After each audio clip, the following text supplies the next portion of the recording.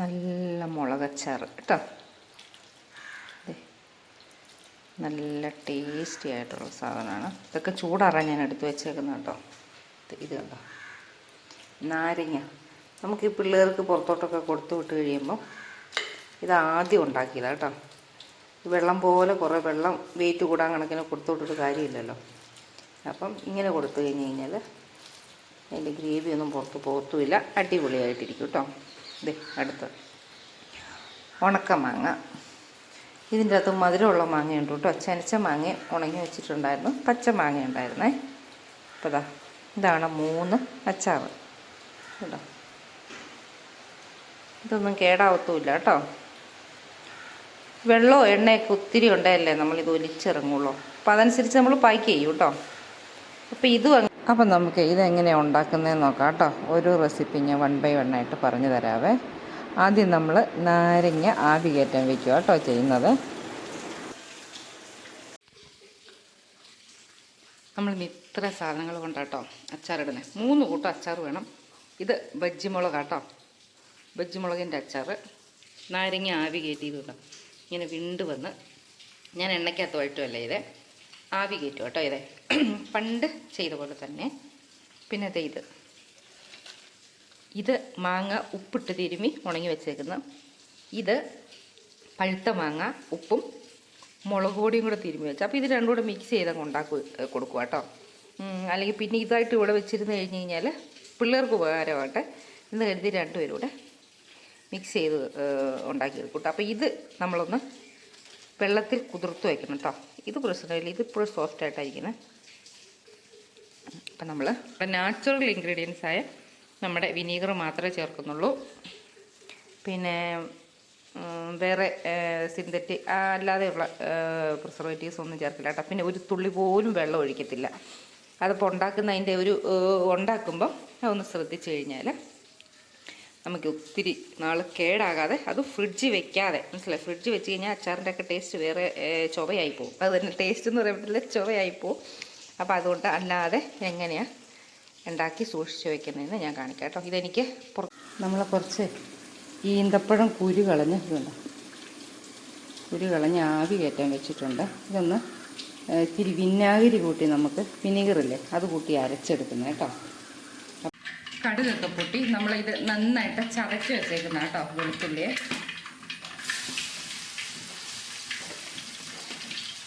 ചതച്ച് വെച്ചതുകൊണ്ട് തൊലി കളഞ്ഞതുകൊണ്ട് കേട്ടോ.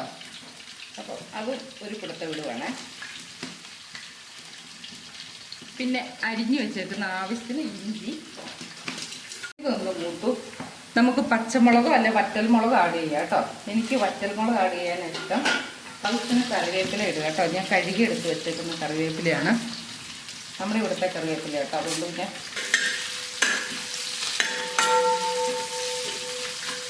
ഇതിലേക്ക് ആവശ്യമായിട്ടുള്ള മഞ്ഞൾപ്പൊടി ഇടുക കേട്ടോ. പിന്നെ കാശ്മീരി ചില്ലിയാണ്, പിള്ളേർക്ക് കൊടുത്തു തിന്നാനായതുകൊണ്ട് അവർക്ക് എരിവ് കാര്യമായിട്ട് വേണ്ട.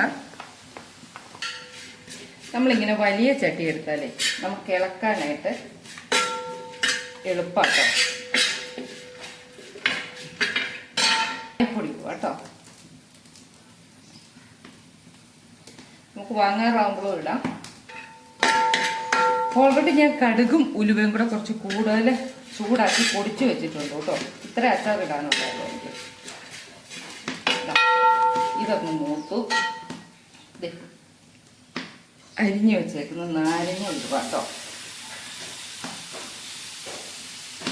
നാരങ്ങ ഉണ്ടല്ലോ കുരു മുറിയാണ്ട് കട്ട് ചെയ്യാൻ പറ്റിയാൽ അതാണ് ഏറ്റവും നല്ലത് കേട്ടോ. അപ്പം നമ്മൾ ഈ കത്തി വെച്ച് ഇങ്ങനെ മുറിക്കുമ്പം കുരുവെ കൊള്ളുമ്പോൾ നമുക്ക് ഏകദേശം അറിയാം. കൈ കൊണ്ടാണ് അരിയത്തേക്കില്ല, കട്ടറ വെച്ചാൽ പറ്റത്തില്ലായിരിക്കും. എന്നാലും കുറച്ചൊക്കെ അറിയാം. ഒന്ന് നോക്കിയാൽ അന്നേരം ആ കത്തി ഒന്ന് പതുക്കെ ഒന്ന് മാറ്റിയാൽ മതി കേട്ടോ. ആ സൈഡിൽ നിന്ന് ജസ്റ്റ് ഒന്ന് മാറ്റി ഒന്ന് കത്തി ഒന്ന് ഷെയ്ക്ക് ചെയ്താൽ ആ കുരു അവിടുന്ന് മാറിപ്പോക്കോളൂ. മുറിഞ്ഞ കുരു ഉണ്ടെങ്കിൽ കഴിക്കാൻ ചാൻസ് ഉണ്ട്.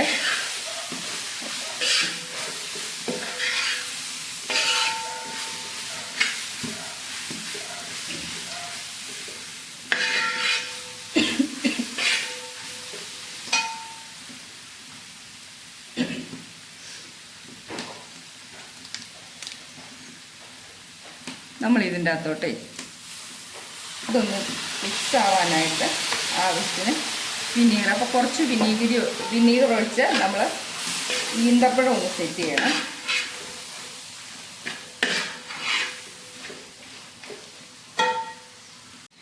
നമ്മൾ ആദ്യം തന്നെ ഇതിൻ്റെ അകത്തോട്ട് ഉപ്പിട്ടേക്കും കേട്ടോ. അപ്പോൾ ഇത് നമ്മൾ അരച്ച് വെച്ചേക്കുന്ന ഈന്തപ്പഴം കേട്ടോ. ഇത് ഈന്തപ്പഴം ചുമ്മാ മുറിച്ച് ചേർത്ത് കഴിഞ്ഞ് കഴിഞ്ഞാൽ എന്തായാലും ഇതിൻ്റെ മധുരം നാരങ്ങ പിടിക്കത്തില്ല. അപ്പം നമ്മൾ ഇതിൻ്റെ അകത്ത് പഞ്ചസാരയും ശർക്കരയൊക്കെ ഒഴിവാക്കാനായിട്ടാണ് ഇത് ഉപയോഗിക്കുന്നത് കേട്ടോ. അപ്പോൾ ഇത് നമ്മൾ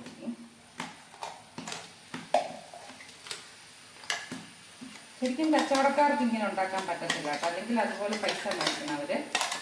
ഞാനിത് നമ്മുടെ പിള്ളേർക്ക് വേണ്ടിയാകുമ്പം അല്ലെങ്കിൽ അതനുസരിച്ച് നമുക്ക് പറഞ്ഞ് പൈസ മേടിക്കാം, അതേ നടക്കുള്ളൂ കേട്ടോ.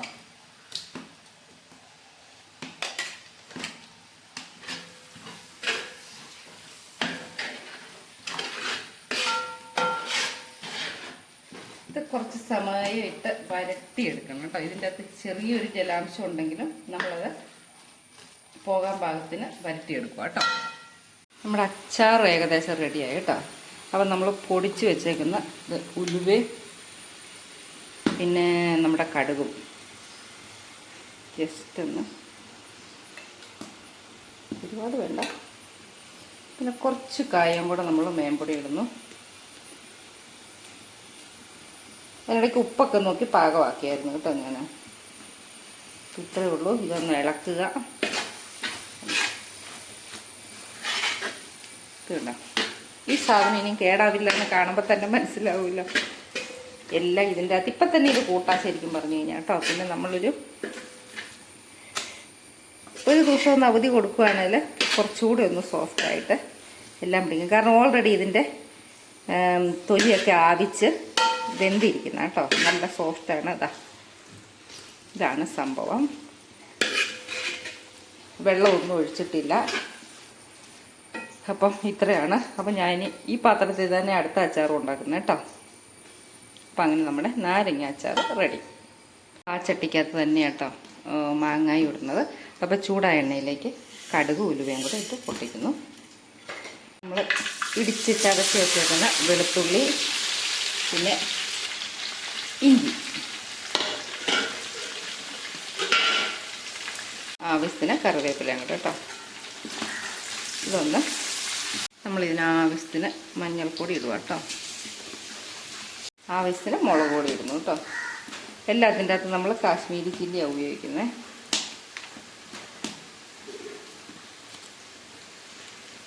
കുറച്ച് കായപ്പൊടി.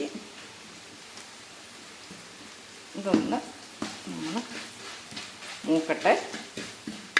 കുതിർത്ത് വെച്ചേക്കുന്ന മാങ്ങയായിരുന്നു കേട്ടോ. ഈ മഞ്ഞ കളർ ഇടയ്ക്ക് കയറി വന്നതാട്ടോ. നമ്മൾ ഉണങ്ങിയ ഈ വെള്ള സൈഡ് ഇതിൻ്റെ അകത്തോട്ട് നമ്മൾ ഒഴിക്കാൻ പോവാണേ. ഇതെന്നിട്ട് നമ്മൾ ഇളക്കി പറ്റിക്കും കേട്ടോ. നമ്മുടെ ആ പഴുത്ത മാങ്ങയില്ലേ ഉണങ്ങി വെച്ചേക്കുന്ന അതുകൂടെ ഇടുക കേട്ടോ. ഇനിയിപ്പോൾ ഇതായിട്ട് വെച്ചിട്ട് കാര്യമില്ലല്ലോ. കൊണ്ടുപോകാനായിട്ട് ആൾ വന്നു കഴിഞ്ഞാൽ നമുക്ക് ഇതൊന്ന് കൊടുത്തു വിട്ടാലേ പിന്നെ നമ്മൾ സങ്കടപ്പെടണ്ടല്ലോ. ഇപ്പോൾ പിള്ളേർ കഴിക്കുമ്പം നമ്മളത് ഓക്കെ ആയിട്ടിരിക്കാമല്ലോ. അപ്പോൾ ഇനി ഇതിൻ്റെ അകത്ത് കിടന്ന് ഉപ്പ് ലാസ്റ്റ് ചേർത്താൽ മതി. കാരണം ഉപ്പിട്ട് ഉണങ്ങിയതല്ലേ. അപ്പോൾ അത് നോക്കിയിട്ട് നമ്മൾ ഉപ്പിട്ടാൽ മതി കേട്ടോ. അപ്പോൾ ഇതിൻ്റെ അകത്ത് കിടന്ന് വെന്ത് വീർത്ത് വെള്ളം അങ്ങ് പറ്റട്ടെ കേട്ടോ. നമ്മുടെ ഉണക്കമാങ്ങ അച്ചാർ സെറ്റായി. ഇതുണ്ടോ, ഇത് ഇങ്ങനെ അതിൻ്റെ അകത്ത് വെള്ള സഹിതമല്ലേ ഞാൻ ഒഴിച്ചത്. ഉപ്പ് കുറവ് വേണ്ടവർക്ക് ആ വെള്ളം ഒന്ന് കഴുകി മാങ്ങ കഴുകിയിട്ട് വെള്ളത്തിൽ ഇടണം കേട്ടോ. കുതിർന്ന വെള്ളം കളഞ്ഞു കഴിഞ്ഞ് കഴിഞ്ഞാൽ ഒട്ടും ഉപ്പില്ലാണ്ട് വരും. അപ്പോൾ അതൊരു ചവറ് പോലെ ഇരിക്കും.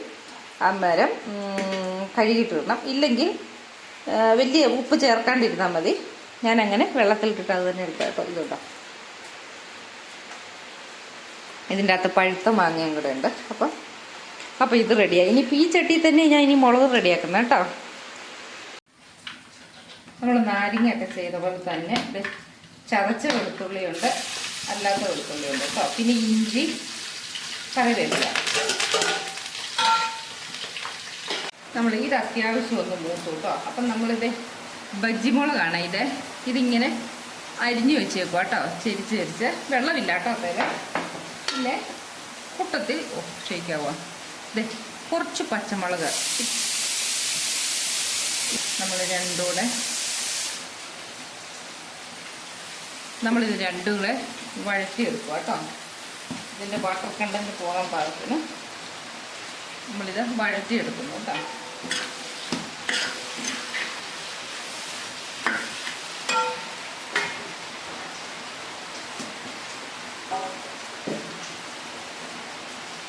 അപ്പോൾ ഇത് വഴറ്റിയെടുക്കുമ്പോൾ നമുക്ക് വേണേൽ കുറച്ച് കായപ്പൊടി ഇടാം കേട്ടോ. നന്നായിട്ട് പിടിച്ചോളും.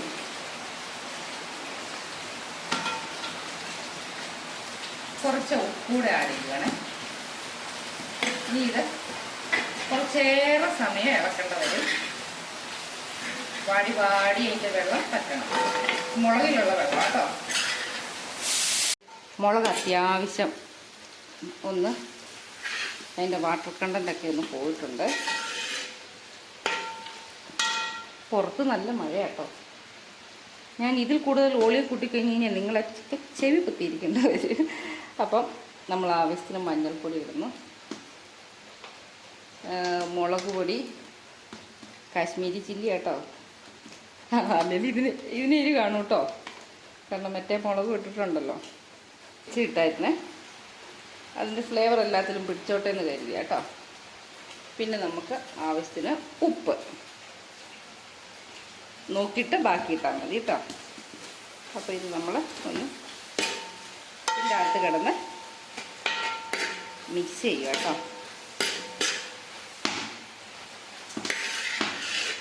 നന്നായിട്ട് ഞാനൊരു പരീക്ഷണത്തിന് ആദ്യം ഉണ്ടാക്കിയതാട്ടോ ഈ ബജ്ജിമുളകിൻ്റെ പിക്കിള്. അത് ഭയങ്കര ഹിറ്റായിപ്പോയി.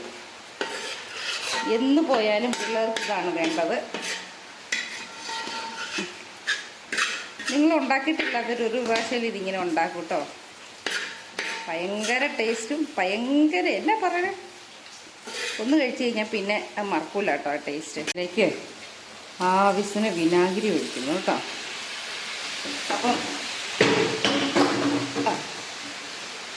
ഇത് കുപ്പി താഴെ പോയതാട്ടോ. അപ്പം ഇത് ഈ വിനാഗിരി ഇനി നമ്മൾ ഇതിൻ്റെ അകത്ത് കിടന്ന് നമ്മൾ ശരിക്ക് പറ്റിച്ചെടുക്കും കേട്ടോ. ശരിക്കും ഇത് നല്ല എന്നാ വരട്ടി എടുക്കാന്ന് പറയും. ഇതുണ്ട്, ഇതിൻ്റെ ഭംഗി ഒന്ന് നോക്കിക്കേ. ഭംഗി പോലെ തന്നെ നല്ല ടേസ്റ്റ് കേട്ടോ. നമ്മുടെ മുളകച്ചാറും റെഡിയായി കേട്ടോ. ഇതുണ്ടോ. ഇനി ഇത് പായ്ക്ക് ചെയ്യുമ്പോൾ നമ്മൾ ഇതിൻ്റെ അകത്തെ ഓയിൽ ഒഴിവാക്കി നമ്മൾ പായ്ക്ക് ചെയ്യുന്നത് കേട്ടോ. ഫുള്ളല്ല, കുറച്ച് ഓയിൽ ഒഴിവാക്കിയാണ്. അത് എങ്ങനെയാണെന്ന് ഞാൻ പറയാം.